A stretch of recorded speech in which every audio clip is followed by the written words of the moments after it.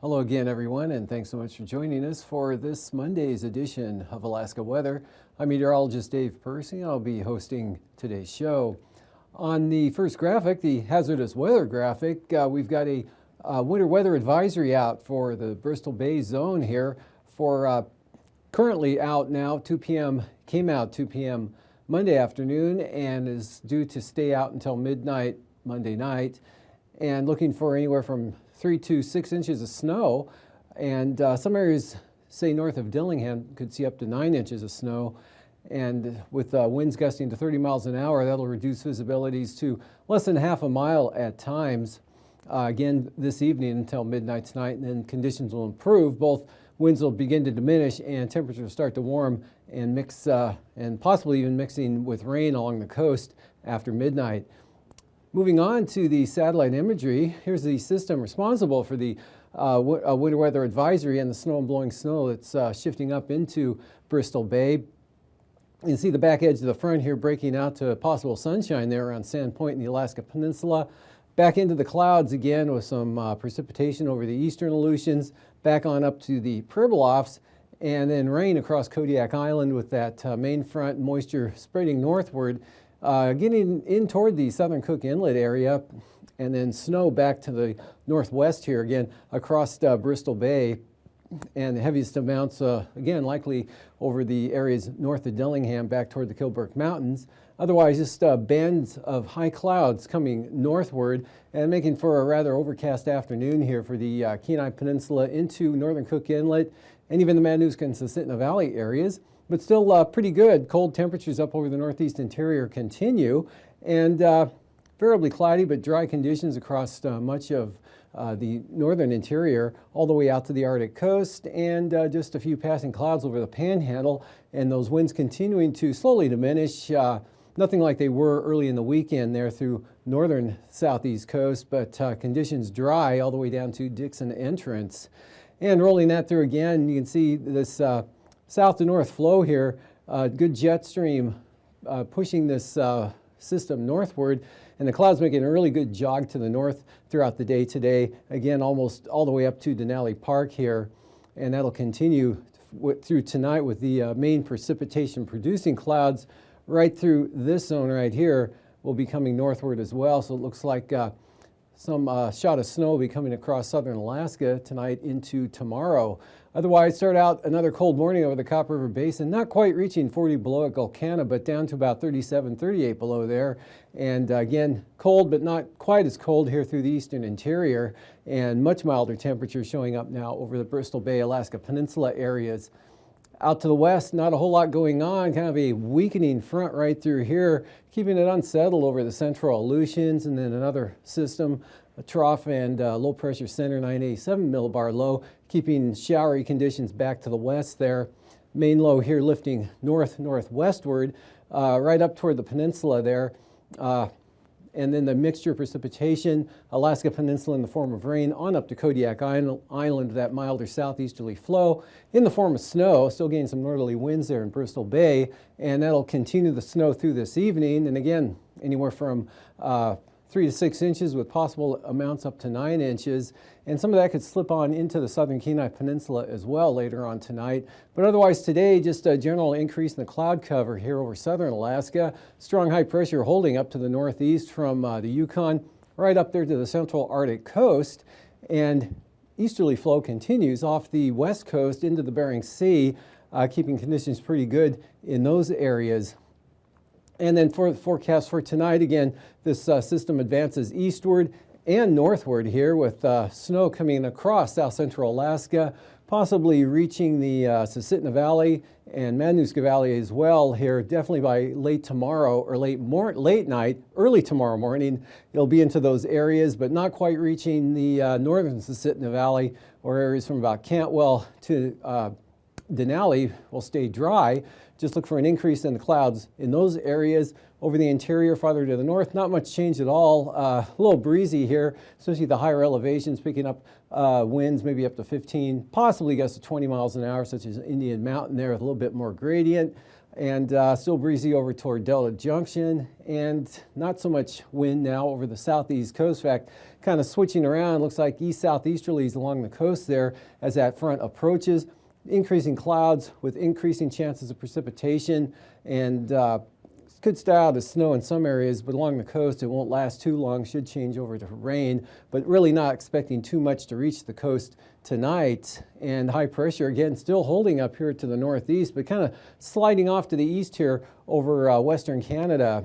So for Tuesday's forecast, you can see that low comes north and then pulls northwest there, and gusty south to southeast winds. That's going to pull milder temperatures up in across the southwest interior. So the snow will change over to mixed rain and snow showers, which will diminish here across Bristol Bay tomorrow. Should be just scattered rain showers for Kodiak Island, and this system lifting northward. So conditions will begin to improve late tomorrow afternoon from south-southwest to the north, but looking for maybe up to an inch of snow coming across on average across southern Alaska, and that'll be mixed here along the North Gulf Coast areas, and rain changing, or snow changing to rain over the southeast coast there with that milder push of air. That should be mostly rain at lower elevations, certainly by late in the afternoon. Up here to the north, really not too much getting past the Alaska Range. It looks like just some clouds will reach the Alaska Range tomorrow afternoon, and then it'll stay fair and dry and on the chilly side all the way up to the Arctic coast with pretty good flying conditions and VFR out in those areas. Most areas at times along the Arctic coast, but definitely to the south it'll be VFR. And this system will bring some gusty winds and snow, possible blowing snow there to St. Lawrence Island, into the southern Seward Peninsula area, Norton Sound, onto the Yukon Delta coast. And then the milder temperatures will change that or mix it with rain and end that condition here late in the day. Another system brings rain and breezy conditions into the central Aleutians, and yet another one there just southwest of Shimia probably won't affect that area until later on tomorrow night or on the day on Wednesday. And for Wednesday, we've got this system here into the southern Bering Sea now. Southeast winds penetrating in toward the northern areas there for a change. It's been a while, and actually we've got southerly winds now in the forecast through the Bering Strait up into the Chukchi Sea with this high center, 1,037 millibars over the eastern interior. It's going to stay fair and cold there, and you can see that original front just does a slow dissolve Tuesday night here over southern Alaska, and look for snow changing to snow showers overnight Tuesday night. And then some of those snow showers could linger here along the Alaskan Range into Wednesday morning, but by the afternoon should be mostly clear and dry as high pressure builds back in. This system exiting or just cutting across brings a chance of moisture to the extreme southern southeast coast. Otherwise, dry and tightening gradients once again over the northern panhandle means northerly winds and colder air plunging southward. For temperatures, lows tonight, 25 to 35 below again over the eastern interior, but maybe 30 below for the lows Copper River Basin. Teens, southern Alaska and near freezing Kodiak Island, and teens out here into the northern Bering Sea and in the southwest coast. Panhandle, teens to mid-20s, and in the mid-30s for the Aleutians. Highs for tomorrow afternoon staying below zero along the Arctic coast north slope. Eastern interior down to the Alaska Range, but Copper River Basin now going above zero, anywhere from 10 to 15. Mid to upper 20s, south central Alaska, upper 30s here at Bristol Bay, and near 40 for the Aleutians, upper 20s all the way up to the St. Lawrence Island area. For the lows the following morning, shaping up like this. Again, Copper River Basin now much warmer conditions there, but still dropping a shade below zero in the colder valleys over there with Gulkana forecast down to 8 below. Otherwise 20s here across southern Alaska, and back down into the upper teens for south central Alaska area, right around freezing for Kodiak, mid to upper 20s in Bristol Bay, and in the 20s for the Panhandle, southern areas looking for lows in the lower 30s. Teens out here to the west, and the Arctic coast 10 to 15 below, and the North Slope 15 to 20 below, above freezing for the Pribilofs and the Aleutians.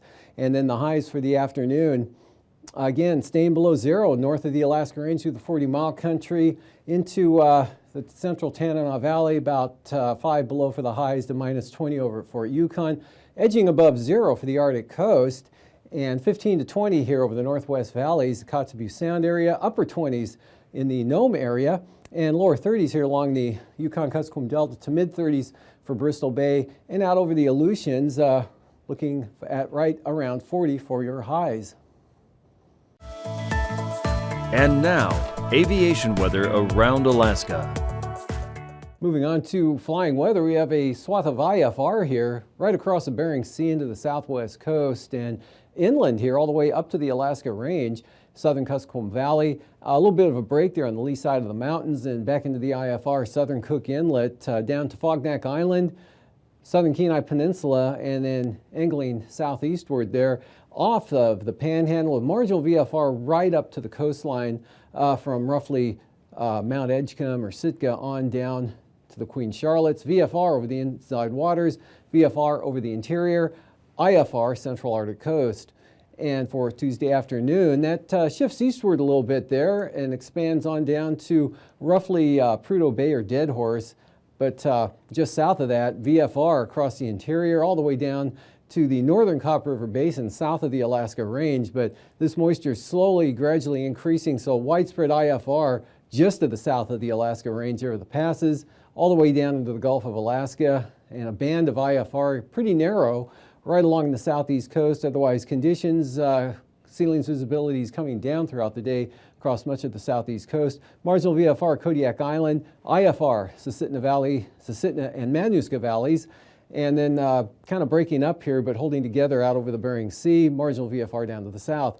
And then for the Wednesday morning forecast, still have some lingering IFR up here over the Talkeetna Mountains, roughly into the central Copper River Basin, and along the Alaska Range up there. Denali Park looks to be an IFR to start the day out with. VFR, Upper Yukon Valley, 40-mile country all the way down to Nebezna, and then IFR or VFR breaking out here over the North Gulf Coast, Prince William Sound. Lots of marginal VFR for the Panhandle, IFR, Bristol Bay, northwestward there to the Bering Strait, St. Lawrence Island, and much of the Yukon Delta coast, as well as inland, and some more IFR over the central Aleutians. And for the afternoon, that expands here, and next storm, frontal boundary right through here, just east and north of the back edge of the red zone there. Marginal VFR becomes VFR, and marginal VFR becomes IFR here in the afternoon for the Pribilofs, spreading northward to St. Lawrence Island. Pretty good, mostly VFR over the interior, and the Panhandle, southern Panhandle, looks marginal. Passes Anatooga-Natigan, another VFR day in store tomorrow with ceilings visibility is just about unlimited. Lake Clark and Merrill, big change. IFR coming in tonight will gradually improve to marginal VFR throughout the afternoon tomorrow. Rainy though, staying IFR the entire day. And for windy, too far north, you'll see an increase in the clouds, but it'll stay VFR, as will Isabel and Mentasta. But Tanita, IFR at times, occasionally IFR throughout the day. And for Portage though, becoming VFR. Then for Chilkoot and White, VFR becoming IFR as that moisture gradually works northward. And for the freezing levels here, we've got 2,000 feet over the extreme southern southeast coast, quite a gradient here south of there across the Queen Charlotte's. And that pushing northward here into the Gulf of Alaska, milder air coming up on that south-southwesterly flow aloft at the surface right up to the coastline, a diminishing area of upper level warmth here over the Seward Peninsula down about 2,000 feet, probably be gone the next day, and 2,000 feet otherwise way down to the south. Icing for the interior, this area coming northward, so it'll be exiting the south here in the afternoon. Kodiak Island icing free as that shifts up to the north and across southern Alaska, Prince William Sound, into the Copper River Basin, and kind of hit and miss back to the west here, but it becomes a little more organized, more widespread from St. Lawrence Island southward to St. Matthew Island. And then this stuff lifting northward to the central Aleutians late in the day. Otherwise, areas of icing all the way down across the southeast coast to Dixon Entrance. And then for the jet stream, winds coming westerlies at about 140 knots there, otherwise ridging, continuing over the interior areas, and a trough out over the Bering Sea. 9,000 feet south to north here, 25 to 40 knots, lighter, more variable over the interior. And at 3,000 feet, looking something like this, low pressure off the southeast coast, 20 to 25 knot winds with that, lighter over toward the border.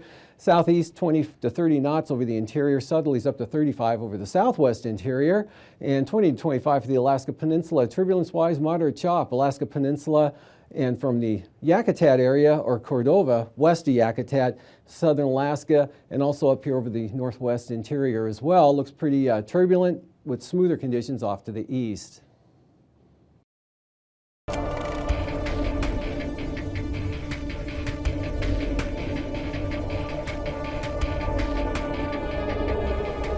It used to be that you could only warn one person about a tornado after it had already blown down someone else's barn. Now, on average, we're able to issue a tornado warning 15 minutes before the tornado's even there, and that wouldn't be happening without Doppler radar. This NexRad system has reduced fatalities on the order of 45% due to tornadoes since its advent. We have a lot more information now about storms and being able to understand how they develop, how they produce severe weather, and how that information might be used to improve warnings for our National Weather Service partners.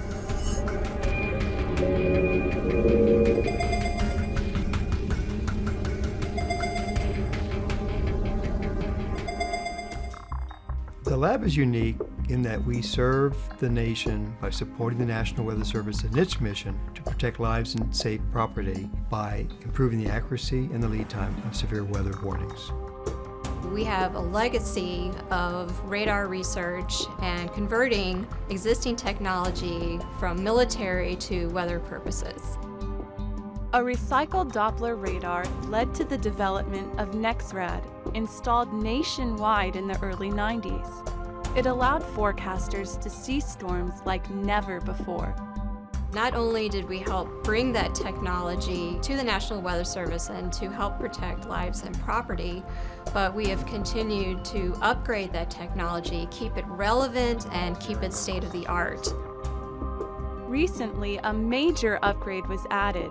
Dual polarization technology takes the radar from 2D to 3D. Forecasters now know more about what type of precipitation is falling, which is very helpful during winter storms, as well as how much rain is accumulating, resulting in better flash flood warnings. The radar can also detect and track tornadoes based on debris. Looking to the future, the National Severe Storms Lab is testing the capabilities of phased array radar. Originally used by the U.S. Navy, the antenna scans the skies electronically rather than mechanically, allowing the radar to focus on a storm. With current technology, we get a full picture or image of what is going on within a storm every 4 to 5 minutes. So it's more like a snapshot. Whereas with phased array radar, we get that picture of what's going on in the storm every minute. So it becomes more like watching a movie.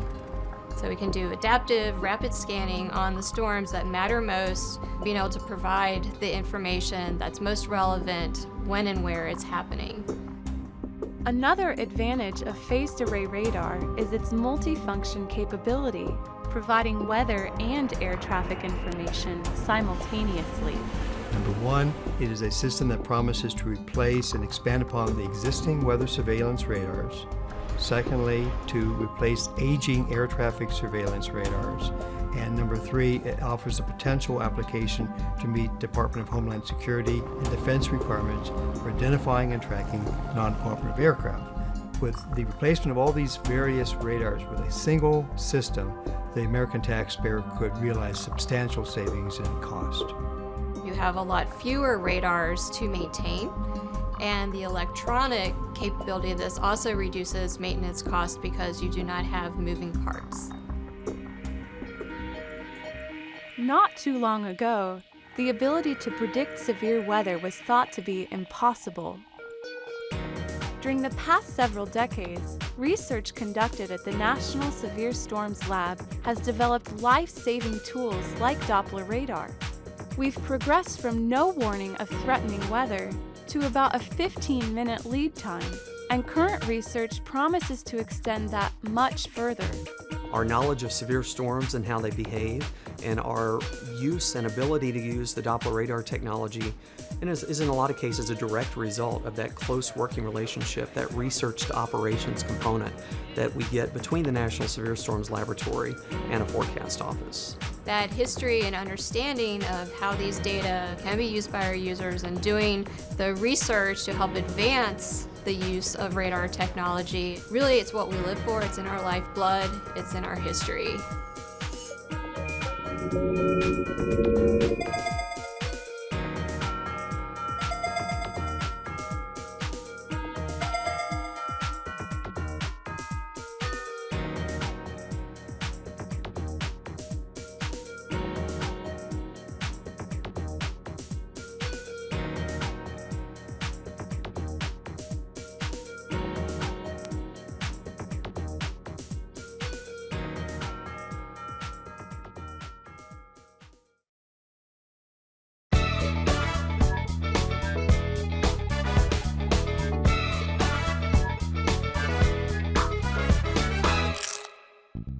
It's now easier than ever to be a part of weather research.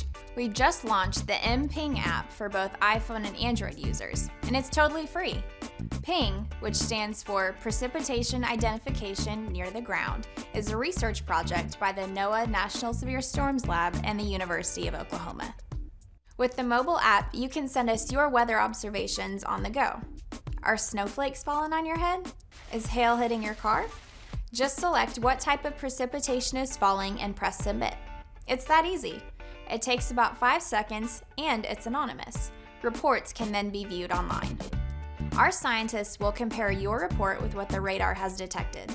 This helps us develop new radar technologies and techniques. Download the app today, share your reports, and let's work together to make our nation weather ready. Learn more here and follow us.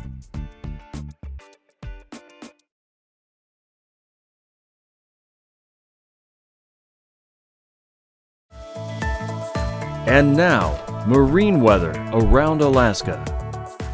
Welcome back. Looking at today's sea ice analysis, continued westward expansion here, making a pretty good advance into the central Bering here over the last few days into St. Lawrence Island, and some strips probably getting to St. Matthew Island as well, but a big change coming up southeast to southerly winds will be taking over the entire Bering Sea right up into the Chukchi Sea on Wednesday, so that'll start to erode it back to the north during that time. Moving on to the marine forecast, coastal water forecast. Southeast 25 to 30 knots on the south coast, seas 10 to 11 feet, and easterlies at 30 knots with 12-foot seas on the north coast, much lighter over the inside waters, northerlies at 15, northern Lynn Canal through Stevens Passage, southeast 20 for Clarence Strait. And then Wednesday, tightening gradient once again, another push of Arctic air coming southward. And they'll be riding in on those gale force northerlies in Lynn Canal there with gusts to 50 knots. North winds increasing to 25 knots for Stevens Passage. Southeast at 10 for Clarence Strait. Light winds 15 knots from the west on the south coast to southwest on the north coast. Back around to the east, but only 15 knots on the extreme north coast with seas under 10 feet. And then for Tuesday, for tomorrow, North Gulf Coast here, eastern North Gulf Coast, east winds 30 knots, northeast 30 for the western area, Prince William Sound northeast at 20 with 4-foot seas, north 30 for the Barren Islands, and then south of the Forelands, small craft advisories here, southern Cook Inlet north 25, turning northeast 25 into Kachemak Bay. And then for Wednesday, those 20-knot winds come down to 10 knots for northern Cook Inlet. And in fact, all of Cook Inlet north at 10, 2-foot seas, north 15, Kachemak Bay, northwest small craft advisories continue for the Barren Islands. Otherwise, 15 to 20 knots here from the North Gulf Coast, coming down to 15 out of the northwest with 3-foot seas for Prince William Sound. Bristol Bay, southeast 15 tomorrow, the Alaska Peninsula southerlies, 20 to 25 knots, sea 7 to 9 feet. Southwest at 15 from Castle Cape to Sitkinak, east 20 there, west 20 knots there. eastern zones there, Kodiak Island, Shelikof Strait, northeast of 15. And for Wednesday, even lighter winds east at 10 there for Shelikof Strait, west 15 there east of Kodiak, and then Sitkinak to Castle Cape, southeast 20. And then we got gales coming into the Alaska Peninsula out of the southeast with seas building to 17 feet in the Pacific side. Otherwise, Bristol Bay east of 20 with 3-foot seas in the ice-free waters. Out west over the Aleutians, pretty light winds tomorrow, just southeast at 10 there, west of probably Kiska Island, picking up to 20 knots, and then small craft advisories for Adak and Atka, south to southeast 25 to 30, seas building to 12 feet south side, and small craft advisories here for the eastern Aleutians for 20 to 30 knot winds.